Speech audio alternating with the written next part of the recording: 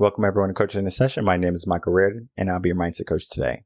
And today we're going to be talking about health and wellness, nutrition, accountability. I mean, you name it. If it deals with the body, mind, and soul, we are probably going to be talking about it because there's a difference between learning how to be as a human and being effective in that manner, and then just kind of moving along life with our circumstances and then creating excuses for ourselves. We have to show up. We have to be that person that says, you know what? I can make a change in my life. And then how do I do that? Well, I have good news for you. Today, I'm going to be bringing on a guest coach, Allie Cass, who's going to be a coach that deals with fitness, functional health. And we really chime in on the functional health aspect more so than the fitness. The fitness is going to be an aspect to the episode, to the video. But we really look at functional health. How can we put ourselves, our body, in the best shape possible? Because if our body is in the best shape possible, we have more energy. If our mind is in the best shape possible, we are more positive. And I mean, it's more than just more energy and positivity. That's just a start. But you have to start. Many people, they give themselves a dream, a fantasy per se, but they don't take action. They say, oh, it would be so nice to be this dress size or this weight or to fit into these old clothes. But yet we just keep doing the same old things that are just putting us deeper and deeper into that hole that we have dug for ourselves. And it's easy for us to lose track of where we were and where we're going. Because as life goes on, we might not necessarily know what's happening. Because we are just so busy. It's always something new. There's always a new task. There's always something that has our attention. Well, maybe we should have our attention. Maybe we should look at our life. And I think this interview with Allie Cass and myself, we really take a good look at our life, at your life, and then what changes need to be made for you to live the best life possible. So let's get into the interview with Allie and myself.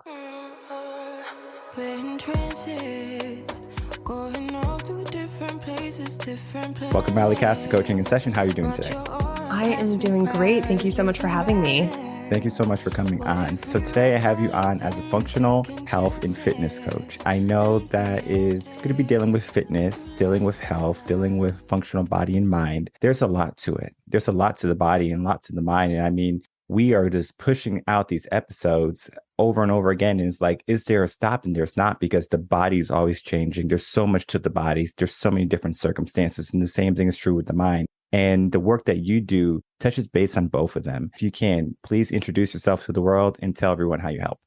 Hi, my name is Allie Cass. Like Michael mentioned, I'm a functional health and fitness coach. And what that really means is that I help people to not only overcome health challenges, but I really help them optimize their health so that way they can live their best life, essentially. I come from a very athletic background.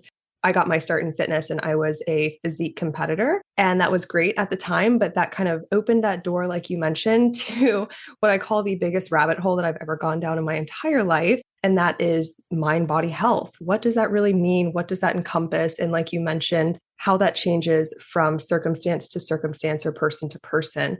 And so for me, helping others achieve their best level of health and fitness is really about allowing them to show up in their life in the best way possible. Because let's face it, we don't have forever here. And so for me, it's important to make sure that the quality of life is always the biggest factor and is something that I help people achieve when we work together. And let's break down the aspect of mind, body, and health, whether you just talk about the mind first and the body, and then overall health. It can be about your own circumstances dealing with mind, body, health. Or maybe if you wanted to even go down the line of the majority of my clients are this. Yeah, that's a great question. I think that in our Western medical model, we've done a really good job of breaking the parts of the body into separate entities. And to mention that, just to totally separate the mind and the body from one another. And I think that that was originally done as a way to kind of teach people, how different parts of the body function. But the reality is that they all function together. So we have this model where we have these different specialists that we go see for your heart or your brain, or a psychologist for more of that kind of mind component. But the reality is that everything is all working together constantly, whether it's the various systems of the body or your actual mind and emotional connection with your body. One of the biggest ways that I see this play out for my clients, and I've seen this for myself, is that you can have the best fitness plan. You can have like the best health protocol. But if you are constantly in either, a very stressful job or maybe a toxic relationship, or in my case, something that was present for me because I went through some very traumatic losses early on in my life, was carrying that grief and carrying that burden from going through those experiences. And when you carry that kind of energy with you, it doesn't matter what you're eating. It doesn't matter how you're working out. You're still not going to be the healthiest person that you can be. And you're still not going to show up in the most powerful way in your own life. Yeah. And trauma is one of those things, and grief. I mean, we are just not good at dealing with grief as humans, especially in our world today. Before, it was almost something that happened more frequently. Now we have a longer lifespan. So people are living to 65, 70, 80. That's a long life. Before, people were dying at 32. So we learn to appreciate things a lot quicker. I think when we look at the concept of time, we say, well, we have time, right? We have 30 more years versus, well, I'm 20, I had 10 more years to live. When we're 20 at this time in our life, in our society, it's like, I'm just starting life. I'm just starting my career. I'm just starting to finally make my brand on the world. What that does is it creates a lot of stress, I think, in many people's lives, is because they have all of this peer pressure, parental pressure, societal pressure, that they have to be someone. And it causes them to look at the body image, to look at the perfect mind image, perfect girlfriend, the perfect spouse, like whatever that label is. So we give ourselves so many different stresses. Why do you think many people have a difficult time relinquishing what the majority of people will have views for them? For example, you have to be this standard of person. You have to act this way. Very critical in the sense of who you are. But then again, you said something interesting in the beginning. We all have like a unique body, mind, and soul situation. So why do we have a different situation, but we give ourselves the same stresses? That is a great question. I think that at least for myself and a lot of the women that I work with, a lot of it is societal, and it's something that, whether it's physically pushed upon us growing up, or it's just something that we subliminally pick up in advertising and marketing. I do think, though, that as human beings, there's the evolutionary component, our physiology, that competes to survive. And so I think that there's that part of us that's kind of hardwired to be competitive in those senses. But now we have all of this other stimulus from our society that's telling us that we have to look a certain way, we have to be a certain way. I also believe that we live in a society that very much values status and title. And that was something for me that was extremely difficult when I was in my early 20s, because I didn't really want to be a doctor, and I really didn't want to be a lawyer, and I didn't really want to do these things that had these, titles that if you told someone that that's what you were, you kind of get this like standing ovation just for saying, hey, I'm Allie, I'm, XYZ. But I knew that I really wanted to make an impact, and I knew that I wanted my path to be purposeful. And so I think that there's a lot of that kind of focus on facade in our society, whether it is through body image or how much money you make, or what your title is. And I think that as we continue and as we become more modernize and kind of go down that route, that those things are continuously being pushed. And so one of the things that I love seeing now, particularly on social media, is people commending other people for taking rest, or for, getting out. Like, you could have a great job and that's fine, but if you hate it, if it's ruining your life, if it's ruining your health, then get out of it. That's okay. Like, that is commendable too. So I think there's this push now that's just recently started toward encouraging people to get out of situations or to start living in a way that is more aligned and authentic for them. And I think that's beautiful. And I think that's one of the key steps to start kind of breaking that cycle. This is a two-pronged question I'm going to ask you. So I'm going to ask for a quick one, and then it's going to be a longer one. Who do you think has more stress, men or women? I don't know that I would say either. I think I'm a little biased because I'm a woman. So I'll speak from the woman's point of view, unless that's the next question. No. I want just your answer, just a conversation. So I think both. But I think for women, there's now this pressure of, show up, go be a career woman, it's not just up to the man to provide for the family. For women, I feel like there's this dichotomy of wanting to have a career, wanting to provide, also not wanting to feel like we're taking advantage of a man for providing for the family. However, then I feel like there's also this pressure to continue to show up, to have children, carry children, take care of them. So I feel like there's a lot that's placed on women. And I think as women, we also take a lot of that on ourselves, because we tend to want to be that nurturer. We tend to want to help. So I think a lot of that is also self-induced as well. But I also think there's pressure on men to show up and provide and to do these other things. And so I think that men are faced with their own challenges that I'm personally haven't been privy to in my existence. But I do think that situationally and circumstantially, we all have stressors and we all have that burden. It's just, slightly different in the way that it might show up for us. For me, just looking at like the societal aspect of it, right? If we look at who society views at more, right? So do they look at men more or do they look at women more? Typically, society looks at women more. That's why there's so many commercials on beauty products and different types of clothes and outfits and things like that versus men. Take him fishing, and give him a flannel. He's probably going to be okay. The stresses that are happening right now are almost self-inflicted because we are a society that are saying you need to have these standards. And I think those standards are causing the stress. Men have standards too, yes, to that stress aspect, but the standards are a little bit different when it comes to society, how they view women versus society, how they view men. Men have a pretty simple job, protect and provide, right? Women, on the other hand, they have to look a certain way. They have to be feminine. They have to be submissive. They have to be good mothers. Down that rabbit hole of what society says. And I think because I was reading your profile, you help people with stress. You help people with overcoming stress. And it's part of actually fitness and health to not be stressed because that stress can deprive you from sleep. It can cause eating disorders. You name it under the sun, you can have a problem just because you're stressed. How can we start to alleviate some of that stress, shed some of those veils that we give ourselves rather than just tacking on and saying, oh, this is just normal? That's a great question. One of the things that I like to do with clients, and I think this applies to many circumstances, but in that initial stage, I try to just help them bring a new level of self-awareness that they may not have had before. So where are those areas that you're constantly feeling like you need to show up in a certain way or you need to look a certain way, or where are you really comparing yourself to other women? I have clients who are like collegiate athletes. And so for them, it's performance, performance, performance. Whereas I have other women who it is very much more aesthetic. I have to look a certain way. Some celebrity is changing the way that they look now. So now I need to match that.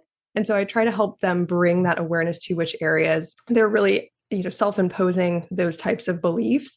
And then we sit down and we look at their values. So this is something I've been doing recently with clients, is helping them choose like the top 5 values that they have. So is that freedom? Is that discipline? What does that look like? And that's with your entire life. And I'm sure you do very similar things with people being a life coach and helping them tie those back into what we're doing in health and fitness, whether that's shifting the way that they're looking at exercise or reframing the way that they approach how they look and speak and think about their body. And so making sure that I know what their values are as far as what they want to accomplish in their life, and then looking at what are those things that are not aligning with that and what is it that we can do and that we're doing that ties into that to always go back to that value-based motivation, I guess. And so a lot of times what I see is that what these women have as an expectation is not even aligned with their value of what they want to do in life or how they want to live or how they want to show up. And so once we're able to kind of take that step back, and I think when you're able to reassess yourself and look at yourself objectively and not be so emotionally attached to whatever it is that you're experiencing, you're kind of like, oh, okay, like maybe I don't really want that, or maybe it is okay to not be that, or whatever the case is. And so I try to help bring that new level of awareness where they can kind of disconnect from that emotion of like, oh my God, like I didn't lose 5 pounds and I've been working with you for 3 weeks and all of this thing. So yeah, that's kind of how I like to approach it, at least at the beginning, so we can kind of start digging into that area more as we work together. And you said something interesting. You said how they view their body. There's a difference though, how they view their body to how society views your body. So for example, let's say, I have to use you as an example because we're talking about women, okay? Yeah. So you're 300 pounds overweight, okay? So you're 300 pounds obese. You can be considered big and beautiful, right? You can look in the mirror and say, I'm beautiful, right? Maybe you can have, very stressful day, anxiety, all that stuff. So you might look at yourself in the mirror and saying, I look disgusting, right? It could be about different situations too. So depending on your mood, emotions that are going on your body, maybe someone said something to you on the street saying, oh, you are big or you're fat or whatever, or ugly. That kind of sticks with you, right? But then you might get a group of women or a group of people saying, no, you're beautiful just the way you are. You don't have to change, right? Do you think that is a healthy way to be? if someone says that you're beautiful just the way you are, but not even looking at BMI, but looking at your own skin too, when you look at yourself in the mirror, you can lie to yourself, but you can't lie to the subconscious mind.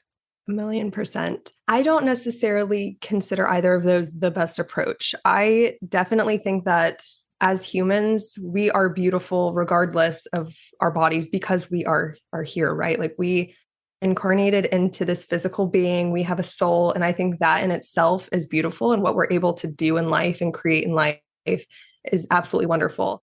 I think that people are beautiful no matter what size they're at, but this is where I kind of have a little bit of friction with the body positivity, self-love movement, because I'm a firm believer that you can love yourself and feel positively about your body and still want to change it, still have those health goals, still realize like, hey, I don't feel my best, or hey, I know that whatever I've been doing up until this point might not be the healthiest thing for me.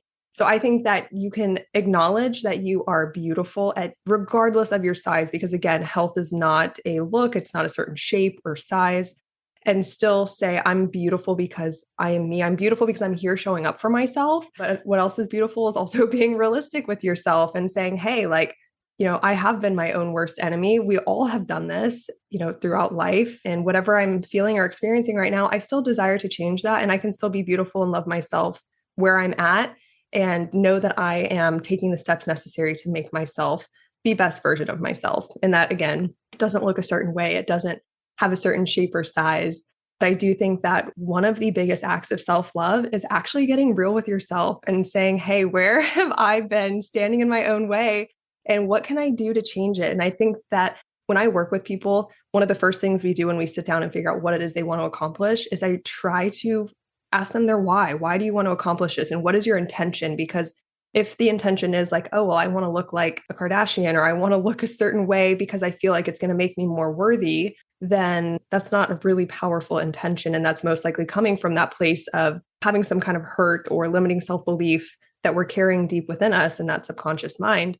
But they say, I want to lose 20 pounds because I want to have more energy to play with my kids, or, whatever it is. And I can tell that it's because they're doing it out of a place of love. Then I'm like, all right, girl, like, let's rock and roll. We're going to get it. So intention for me is everything when we start the process. And in the beginning phase of working out, it's very difficult, especially for the mind, because you have to overcome that hurdle. You're on the Stairmaster and you're 2 minutes in, you feel like you're going to throw up, feel like you're going to fall off, you're going to embarrass yourself. So there's all of these different types of conversations are happening in your head. Get off, stop, you're going to be sick, or, whatever that conversation is. It's difficult to get over that hump in the beginning. And then once you get used to it, build that habit, it becomes a little bit easier. They start to see the changes, and it doesn't happen overnight, of course. You might be in the gym working maybe for 3 months before you start to see like really night and day results. And I always encourage people to take at least 2 photos every single month, on the 1st and on the 15th. And then in 3 months, you can look at the first month of how you looked and then look at the difference. You start to see that progress. And then it's not that you look at yourself like, oh, I was disgusting. It's like, oh, look at the progress I made. It's just how you view things. And I think sometimes when people are starting off on that workout process or that workout regime or getting a fitness trainer or coach, they see the struggle only. They only see the struggle. They only see the pain. They don't see what comes next. And it's hard to show them what comes next until that 3-month or that 6-month point where we have the picture from day 1 to now 6 months. This is what you did. Like, how empowering is that for someone to see the change, the results that they have gone through from day 1 to month 6? It is so empowering. And that's honestly the reason why I got into this line of work, because once I saw that transformation for myself and realizing that when you have the right strategy for where you're at that time and you have the right support system, it's really not rocket science anymore. It really is just about putting your head down and focusing on the next step and executing. And so I think that that transformation is so powerful.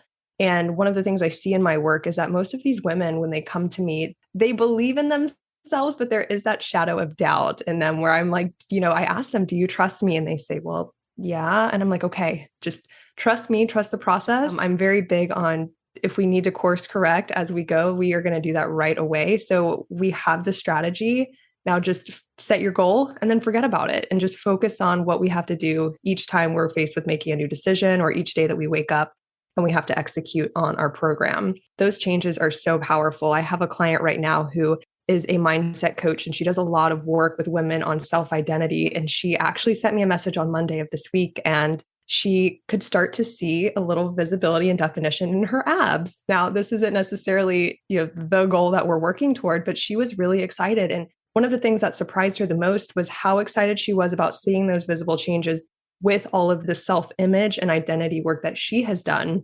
So I had to, reinforce that your excitement isn't just because, you think that you should look a certain way, but you're seeing the results. You're showing up every day, you're putting in the work, and now you feel it. I know that you feel stronger, you feel better, you have more energy, but now you're actually seeing a physical manifestation of the work that you're doing. And that's exciting because that continues to reinforce like, hey, what I'm doing is working. And so we just continue to build that belief. And so I think that it is a very powerful component because I think that it just gives people a whole new level of self-belief when they don't think that they can accomplish something. And then they keep showing up for themselves and they say, wow, like now I know that I can do this for myself, and gain that whole new level of self-trust as well, because you know that you're going to show up for yourself and get it done. And there's a big difference between someone who sits by and remains idle and someone who takes action. And it's the idea of understanding that you're the person that's responsible for you, where you can decide whatever you want for yourself, whether it's be better mind, better body, better life, better relationship. That's something that you have to decide. I think sometimes people just allow circumstance to take over and they don't take ownership of their life. They just say, well, this happened, my circumstances, I grew up poor. This is the way it has to be. Oh, my parents are skinny, so I'm skinny. Or my parents are big bone, so I'm big bone. It is that way of thinking of you're just looking at your surroundings, your environment, and you're just finding the most valid excuse that you can give yourself to feel good. But at the end of the day, you have to ask yourself, do you honestly feel good? And I remember this is a little bit different in the sense of fitness, but it's dealing with happiness. I remember when my brother had came into my bedroom when I was like 21, I was in college, and he asked me if I was happy. And I was like, of course I'm happy, right? I'm getting good grades. I have great friends. And I was just looking at the superficial happiness, what society wanted for me. And then he said, no. Like, are you happy? I really had to look at that word. I really had to look at if I was happy, every aspect of my life. And it wasn't just right now, feeling okay, because I think most people feel okay in their skin, right? Typically, people won't lose weight or they won't try to, drop a dress size or fit in their old suit unless they have a trauma, right? Typically, a doctor says, hey, you borderline diabetic, you need to change this. Then it's kind of like call to action. I need to change. Otherwise, I'm going to be a diabetic. Or I'm going to be in, the hospital or in and out of therapy or whatever, right? We wait until something bad happens in our life before we take ownership. And it's at that point, do we really have ownership anymore? Because now it's like, you don't have a choice. So we have a choice today. I will say most people have a choice that they can choose a healthy body, healthy mind, healthy life, or they can keep doing what they're doing. Maybe that is going to deteriorate them slowly but surely. Then they finally get to that point where they can't keep that lifestyle anymore. They have to take action. Why do you think people wait to take action rather than taking action today? I think that as a society in general, we're extremely reactive with all things. I don't think that we are very good yet at taking a proactive approach to things, whether that's with our health or safety or security, anything like that. So I think that's just something that we also kind of growing up adopt as part of how we approach things. But I think that for a lot of people, that short-term pleasure of not changing is stronger for them than actually changing. So you know what I mean? Like that dopamine hit that I get from like grabbing that chocolate bar, to me, I'm like, ooh, I know that I shouldn't, but ooh, for the next 20 minutes, I'm going to feel really good. And I think that a lot of people allow that short-term pleasure to overpower the discipline that it takes in that moment to then achieve what's actually going to feel pleasurable long term. And I want to say it maybe is Tony Robbins who talks a lot about this, but I see that a lot with people where once we can get them out of that, short term, I want to feel good in the moment mindset, help them get into that longer term mindset is where I tend to see that they have more success And like you mentioned, a lot of these people have pain or trauma. So I think that that short-term pleasure is also a way that we divert our mind and our emotions away from feeling that pain. And so it just kind of becomes that reactive, like soothing myself in the moment habit. And then, yeah, of course, as we're doing it over the course of longer period of time, it really just becomes something that we do and we don't even realize we're doing it oftentimes. Yeah, no, what you said was brilliant because it's in line with procrastination. I don't want to show up, so I'm going to be on my smartphone. I don't want to face my emotions and deal with who I am, so I'm going to go to the fridge and I'm going to eat some ice cream. And I'm going to keep eating ice cream every single time I feel a certain way, right? So then we kind of dig our own grave in the sense of how much work we have to do in order to get to the body that we truly want versus the body that we're giving ourselves because it's easy. You're right. People do choose easy. The brain loves easy. If the brain didn't have to do any work, the brain would not do any work. The brain's job is to use as little energy as possible and to keep itself alive. That is it. Working out, if you don't have to be a certain physique, especially now, you don't have to work out, right? Before we had to go out and procure our own foods. Now we can have the food delivered to our home. We don't even have to leave the house. We don't have to be mobile. We don't have to be active. It's causing a very still life where many people don't move. Many people don't take action. And I always tell people who are coming to me and they say, Michael, I want to get in shape and I want to get into a better body, a better mind. I said, okay. I said, well, tell me about your workout regime or regimen that you have. And they said, well, I don't have one. I say, okay, well, do you have a mailbox? And they say, yeah, I have a mailbox. So I was like, I want you to walk to that mailbox. And then they'll walk to the mailbox and they're like, all right, I'm done. I say, I want you to do that 3 days or 5 days out of the week, right? Talk to me then. So then they will come back to me and I ask them 5 or 6 days later, hey, did you walk to the mailbox 5 or 6 times or whatever I told them to do? And I just want to see their mindset. No, I didn't have time. Oh, you didn't have time. So you didn't have time to walk down your driveway to your mailbox. And if you live in a cul-de-sac, then you didn't have time to walk maybe 200 feet to your mailbox. We give ourselves excuses. We say we don't have time. We don't know the know-how. Again, it's that excuse. We live in a very excuse-driven society. And I have many clients that I call out every single day. You're full of excuses. I typically say the S word, but I'm not going to say it today because I said the S word like I think 2 episodes ago. You are full of excuses and we give ourselves so many excuses. Why do you think people are so quick to use an excuse and not take ownership? Like you said, I think the brain likes the easy way out. I think that a lot of people don't have accountability to themselves, especially, which is the biggest thing. But obviously not working with someone or having, maybe a support system at home that challenges you or encourages you to be better. I think that when we surround ourselves with people who are just kind of making the effort to be better in any area of their life, it's really easy to get into that place as well. But for me, self-accountability is a huge thing. So even when I work with people, I'm there for accountability, but I'm like, I'm teaching you self-accountability because as much as I want to work with you forever, that's doing you a disservice. I think that, like you mentioned, we are wired to choose the easy way out. But unfortunately, the society that we live in now, the easy way is like the really easy way. It's not like, oh, okay, we don't have to maybe go out and pick food today, or nothing is trying to attack us today. It's like, oh no, we can just sit on our couch and hit a button and like my food is delivered to me. I don't even need to leave my house.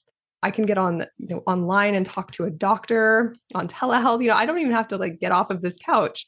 So I think that my mentor, he used to say that our bodies are like these old, 1990 computers, like we're like the first gen computers, but we're trying to run this super advanced software, which is, our current modern society on this like super old computer. And if anyone's ever like not updated their MacBook or one of their devices for a really long time and it's now older, you're like, oh, I get it. Like this is not working right. And so that really resonated with me because I'm like, from an evolutionary perspective, like we have not changed, our bodies have not changed with the same type of rapid pace that our society has changed.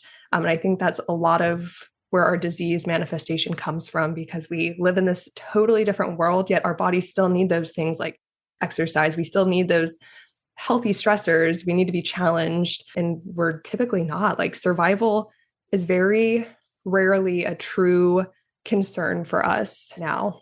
And where do you think accountability stems from? Like, where is it first learned? Because many people in our society lack accountability. And even if they have a partner or if they have a coach, they still will find a way to not be accountable. So like looking at accountability, how to be more accountable, where did we go wrong in society maybe where this is the point where it's like people began to be less accountable for themselves and their actions? That's a great question. For me personally, accountability was something that was kind of ingrained in me from a young age because I was an athlete, and I was very fortunate to have coaches who were very big on teaching mental discipline and toughness. Like we were great physically, but they really nailed in that showing up, staying disciplined, staying focused when you're, kind of in that quote unquote battlefield of whatever sport that you're playing. But I've noticed since not being in that competitive arena, I myself have a tendency to start going back to that place where I'm like, well, I can slack a little bit.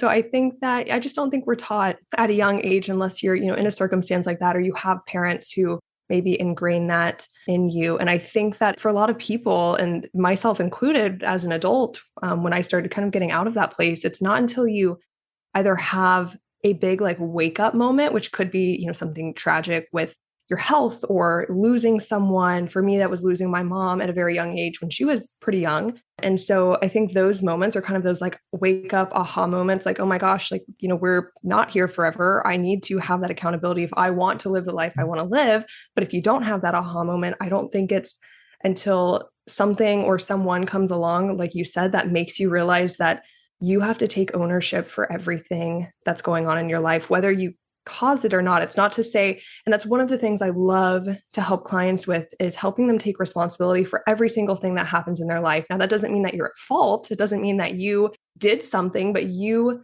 for however reason or whatever that shows up in, you played a part in a situation, whether you chose to or not, because that's just how life works. And now you're responsible for how you react to that situation, how you choose to use that situation to either make you better or make you worse, essentially. I think that being able to have that kind of aha moment is where a lot of people can then say, okay, wow, I don't have accountability to myself, and bringing that awareness back in. But I just don't think it's something that's taught. And I don't know if it's something that as a society we've realized is really lacking until now, when we're having more of these types of conversations like you and I are having.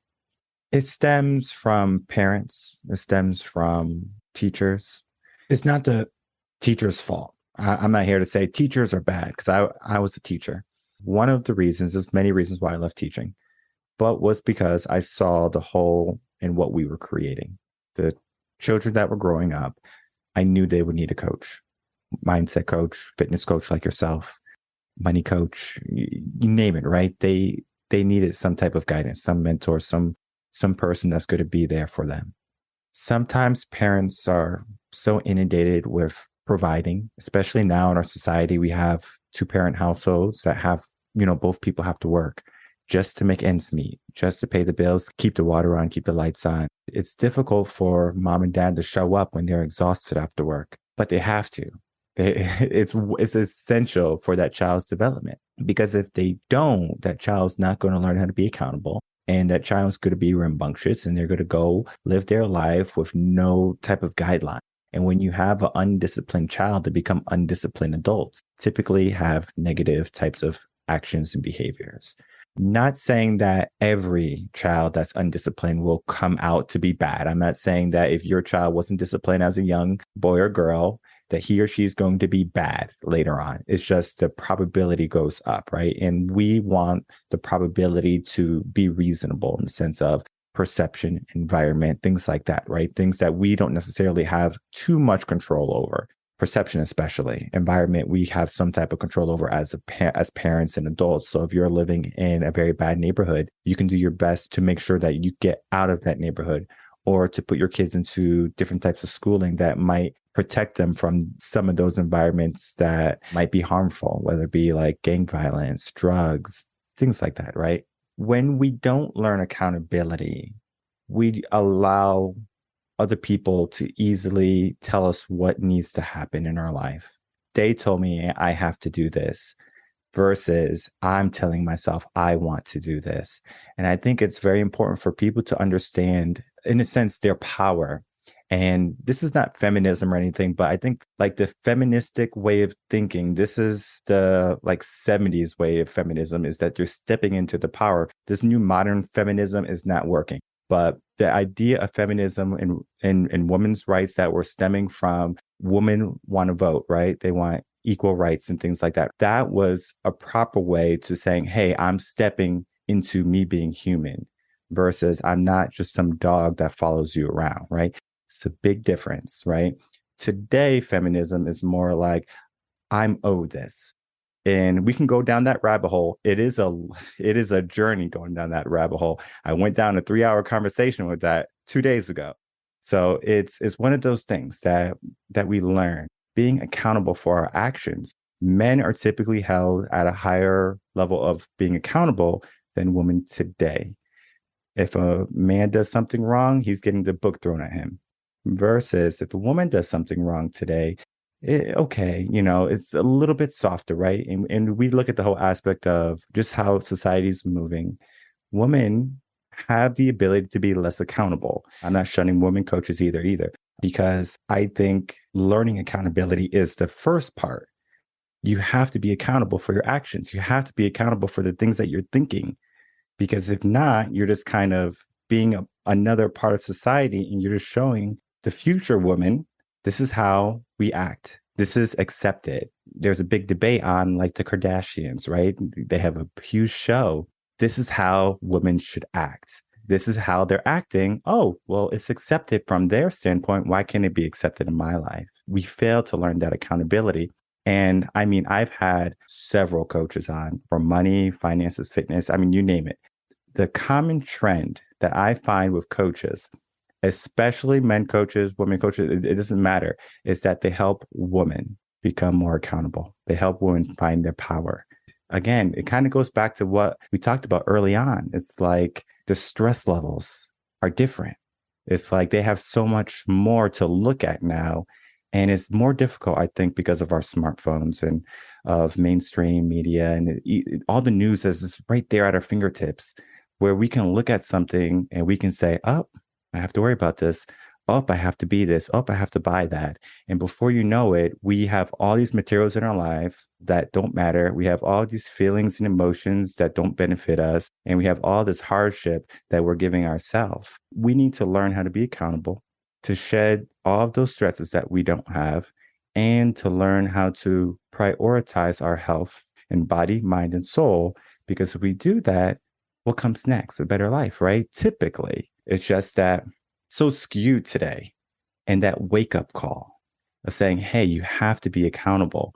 And it's not the teacher's fault. It's not the parent's fault. Because if you were given a bad hand as a kid, you're now an adult. So you have some choices to make. And at the end of the day, you're in control of your thoughts, your feelings, and your actions. And if those three are not controlled by you, who are they controlled by? How can you help men and women? Doesn't necessarily matter. I know I was talking about women. Control their thoughts, their feelings, and their actions, and to be a better human. I think by just bringing, again, like I mentioned before, helping them bring in that level of awareness. One thing I love that you said that I just want to highlight is that accountability actually does equal power. So when you are accountable, when you start practicing that accountability to yourself, to others, to just how you respond in your thoughts, your feelings, your actions in life, that actually is what brings your power back to you. So talking about accountability, especially for women and helping women step into their power, stepping into your power starts with being accountable, because at that point, you then have the power to make the choices and the decisions that you need to make in order to get where you want to go, as opposed to viewing life as something that's just happening to you that you have to deal with, whether that's I was dealt a bad hand as a kid, or, for me, after I lost my mom at a young age, like that was very much kind of a story that I told myself of something that was kind of holding me back. Well, while my friends and other people my age got to do these things, I was taking care of someone who was terminally ill. And then I had to realize I could actually use that, because that locked a whole new viewpoint for me of how I viewed life that other people at my age weren't necessarily looking at. And I actually found that to be a beautiful thing. And so I thought, hold on, why am I using this as something that limits me and not using as something that propels me? Because some people don't learn these lessons till they're 40, 50, 60. So it's really about life happening for you, not just to you, and stepping into that power by first taking that accountability. For me, when I work with people, it's going back to that self-awareness of where you're at now. Where are you being accountable to yourself? Where are you not being accountable to yourself? And again, what are your values? What do you want to create in your life? And how can we start being accountable? And again, removing that emotional component to our decisions. We all make decisions that are very in line with what we want to accomplish, and we all make decisions that aren't so in line. And as long as you can say, okay, that decision either resonates with where I want to go or it doesn't, and use that as a learning tool and a step forward, then you're always going to be growing and progressing in the right direction, especially when it comes to health and relationship to body. I see a lot of women that get like really down on themselves. Like I ate this, or, I did something that I'm not supposed to do. And it's like, okay, first off, was it a situation where you had fun? Like, did that bring you joy, or did you gain something else from that experience? And if the answer is yes, it's like, okay, great. Like you had fun. You derived some other value into your life. Let's not dwell on it.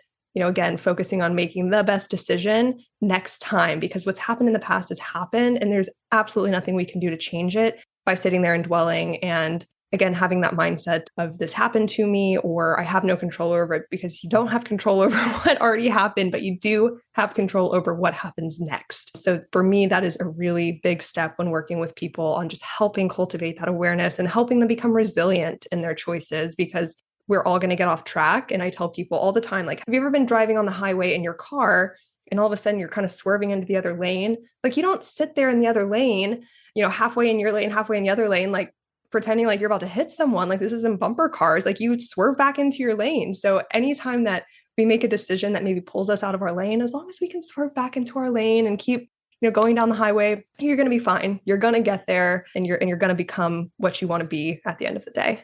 Perfectly said. Conversation of body, mind, and soul, and fitness and health. It's such a long journey. It's not something as quick as, okay, I listen to podcast episodes, I'm automatically in shape. That fitness journey can take years sometimes. And you have to be patient with yourself. And you can't give yourself a victim type of mindset of, oh, I had that cake, I had that pizza, I suck, I can't do this, right? Just because you had a moment where you decided to have a simple pleasure doesn't necessarily mean that your whole diet regime is off whack, right? You get to choose how you want to live your life. And if it means a slice of pizza every Friday, you can eat that slice of pizza and there could be no impact to your health and your diet. So you just have to figure out what type of plan you want to be on, what's suitable for your lifestyle, and then going forward. But then you do have to be accountable. And you do have to make sure that if you can't be accountable, that you find someone who can hold you accountable. And I always recommend getting yourself a coach like Allie. She is wonderful in the sense of helping people become more accountable, helping people find a better mind, body, and soul. If you are in that place where you're looking for someone to hold you accountable, if you're looking for a new change in your life, and it doesn't have to be the change that society says, it's the change that you want, the change that you desire. And it begins with you, because if you can look at your life and you can figure out what you want, then you can start to make the changes. So, Allie, if I can from you, can we have any closing words? And then please tell people how they can find you. Yes, thank you so much. Thank you everyone for listening. One thing I want to encourage you to do is just, again, take one thing that you can do that is going to make you better. Like Michael said, walking to the mailbox or whatever that is, and just start focusing on that. It is a marathon, not a sprint. And as a former sprinter, that was not something I wanted to hear either, but it really is. And just be gentle with yourself in the process. We are all human. We're all learning as we go, and we're all learning how to be the best versions of ourselves. And there's never an end point. This is a lifelong journey. It's an evolution. And once you get to one place, it's likely that you'll find yourself wanting to go to another. And that's perfectly fine. So be gentle with yourself in the process, and know that the power is within you and you are capable of making those changes. So for anyone who'd like to connect with me, my Instagram is at Allie Cass Health. And then my website is www.alliecasshealth.com. I always encourage people, follow me, DM me if there's something you'd like to learn, something you want to know more about. I really try to use my platforms to provide education and to just help people have those resources that they might not otherwise have, because we're not taught those things growing up. And I'm always happy to have a conversation with someone so we can talk a little bit further about what it is that you're looking for, where you're at now, and what that gap is that's preventing you from getting there. Perfect. And I'll have all those links in the description box below, so people can easily follow you and reach out to you so they can begin that process to changing their life around. It doesn't matter where you are in life. It doesn't matter where your circumstances lie in your mind or in reality, to be honest. You can change whatever environment you're in, whatever circumstance you gave yourself, and you can learn to live excuse-free and become accountable. So I want to thank you, Allie Cass, for coming on Coaching in Session. Great conversation. Thank you so much. All right, everyone. I'd like to thank my guest, Allie Cass, again for coming on Coaching in Session. As you can see, she's going to be a wonderful asset in your corner. And my dad, he had a saying. He said, handle your business. And I held that idea throughout my elementary school days, throughout my high school days, throughout my college days, even into my own adult life, where if I stop doing something, I'm very aware that I'm not doing it anymore. Just recently, June, we had our first baby. He came a month early. Now I'm trying to deal with a baby, a business, heavy workload. It was difficult in the beginning. How can I get rid of the things that I don't necessarily need to do anymore to make time? Because he is a huge time sink, but it's a time sink I'm invested in. And it's a time sink I don't mind. But the fact that I had 24 hours before to myself, maybe to my family, but now I have an additional human being that needs some time from me, that needs some attention. And I do my best to make sure that he knows that I'm there. Because it goes back into the episode that we talked about parents have to hold their kids accountable. And if they're out of the picture, how can parents hold their kids accountable? And it's easy to pass on our kids to our teachers, to our coaches, and say, hey, your problem now, not mine. But the problem is, your child should be your priority. And right now, I think in our societies that we make ourselves our priority in the sense of we need to make sure we do the things so that our kids can benefit. But it's backwards, because if we do the things for our kids and then intrinsically it makes us feel better, it makes us more inclined to take action. And we have a unique approach of how we should do it. Because if we're just going to simply say, well, I'm busy, because that's the easiest word we can say to tell someone that we don't have time. But what we're actually telling them is when we say I'm busy, it means I don't have time for you. I'm not willing to make time for you. And the fact that I'm not willing to make time for you, or if I don't have time for you, or that I don't want to make time for you, what do you think that does to the mind? What do you think that does to that individual? They learn. And then later down the road, when you want to have a conversation with them, when you need something from them, perhaps they're not available. And the same thing in our life. We all have 24 hours in a day. So there's no one who has more than 24 hours. And it's not the fact that you can just go to a different time zone and you gain an hour. You still have the 24 hours in the sense of how long the day is. Because if you think about how the body is going to be functioning, there's a certain amount of sleep you need. Maybe you can be one of those people who can, be on 3 or 4 hours of sleep. Maybe you need 7 or 8 hours, depending on who you are, your age. Your maintenance is going to be different. And just because your maintenance is different doesn't necessarily mean that your life can't be any way you want it to be. You can make the right moves, but you do have to know how to move. And the idea of having a coach that's going to hold you accountable is one of the first steps, because then you get to say, okay, I have a coach that's going to hold me accountable. I have someone who's going to hold me accountable because my parents didn't hold me accountable because they were too busy for me. And then we start to learn the I'm busy aspect for ourselves. I'm too busy to hold me accountable. But then if you hire a coach, are you still going to be too busy to hold yourself accountable? You have to create that space for yourself. You have to create that flexibility and that time for yourself to change, to evolve, to be better, to grow. Many people struggle with that. That growth aspect. How can I be better? Where do I begin? One of the best places to begin is, again, learning what you need, finding a coach, finding a mentor that's going to help you get to the mindset that you need, get to the body that you need, get to the life that you want. Because we all have these wonderful fantasies in our mind that are not reality yet. It's not that our fantasies can't be true. It's just that we don't take action to help them come to life. So if you're ready, be alive again, to feel energetic, to feel like you can conquer the world, you have to begin by looking at yourself, looking at your life and seeing what areas in your life do you have to handle your business? What areas in your life have you failed to handle your business? Or where you gave up something in order to make room for something? Because you will find that in your life, you're going to have many distractions, many time sinks, many things that are going to take your 24 hours away from you. But just because you have a busy schedule, just because you have a full plate, that does not mean that you cannot be a priority. It does not mean that you can just sit there and do nothing. You have to take action today. Because if you don't take action today, your tomorrow will never be what you wanted. So don't live a life full of regret and become accountable so that you can get to the life that you want sooner rather than later. My name is Michael Rearden. I'm a mindset coach. If you have any questions, you can email me coachingasession@gmail.com. And I will see everyone on the next episode of Coaching in Session. Until then, everyone, take care.